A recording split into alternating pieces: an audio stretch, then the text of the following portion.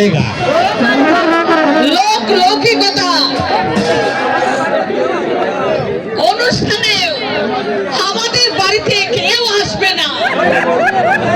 মোহিত বউ নিয়ে বাড়ি আসছে, এই যে কত বড় আনন্দের কথা। এই আনন্দকে ঘিরে আছে নৈরাশ্যের কালো ছায়া। ব্রাহ্মণের ছেলে কায়েস্তার মেয়েকে বিয়ে করে ঘরে এনেছে। গ্রাম্য প্রধানরা মহিতকে এক ঘরে করে দেবে। दिल्ली बारी ग्राम्य प्रधानদের এযুগ গ্রাম্য প্রধানদের যুগ নয়, এই নবীন যুগ। এই যুগকে প্রাণের সম্পর্ক হচ্ছে সবাই উঠে ভালোবাসা পূজার মধ্যে পবিত্র হয়।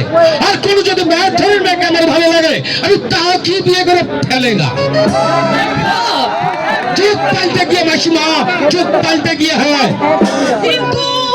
কিন্তু পরে এদিকে মোহিত আসবার সময় পাত্তা হয়,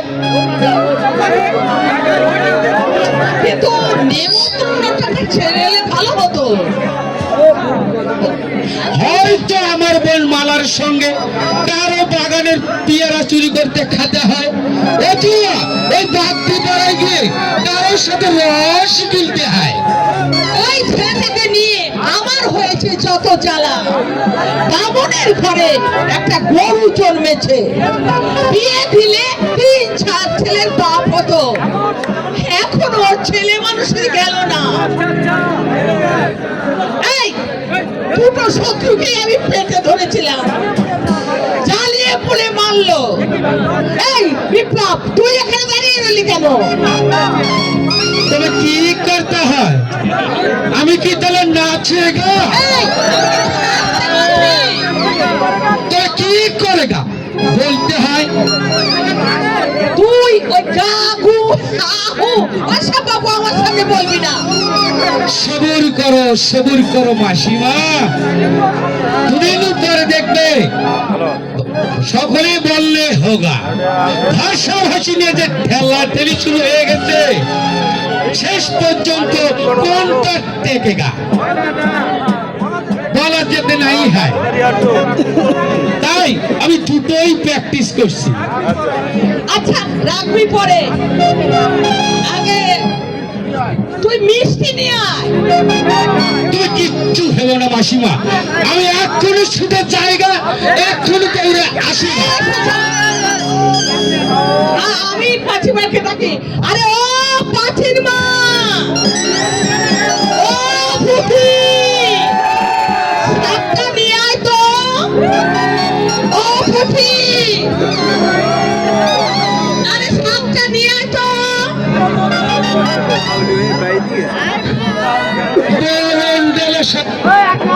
বন্ধু বান্ধবের ডাকতো, মোহিত তার বিয়ে নিয়ে একটা ঝড় ওঠে গা। উঠলে দাও হাত কুছ করা নেই হোগা।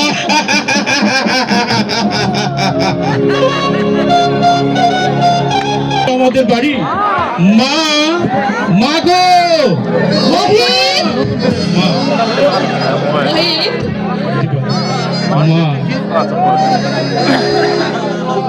চির আয়ুষ্মান হও মা।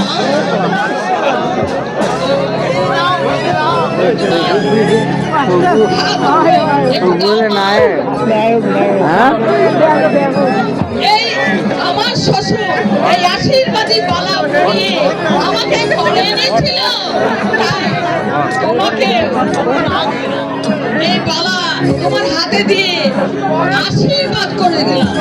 তুমিও তোমার বৌমাকে এই আশীর্বাদী বালা পরিয়ে তুমি আশীর্বাদ করো মা। মা, মিলনকে দেখছি না যে আজ আমরা আসবো, সে জানে না। আমরাই জানতাম না। চিঠিটা 2 দিন পড়েছিল পোস্ট অফিসে, একটু আগেই তো চিঠি পেলাম। দেখছিস না, কিছুই খোঁজ কাজ করতে পারছি না। মিলন কোথায় গেছে মা? এখনই এসে পড়বে বাবা। মিলন, ওই ও হ্যাঁ, হ্যাঁ আমার ভাই বড়। তোমাকে একটা কাজের ভাব দেবো মা। আমি তো একেবারে নাকাল হয়ে পড়েছি। করেছি। আমাকে হ্যাঁ,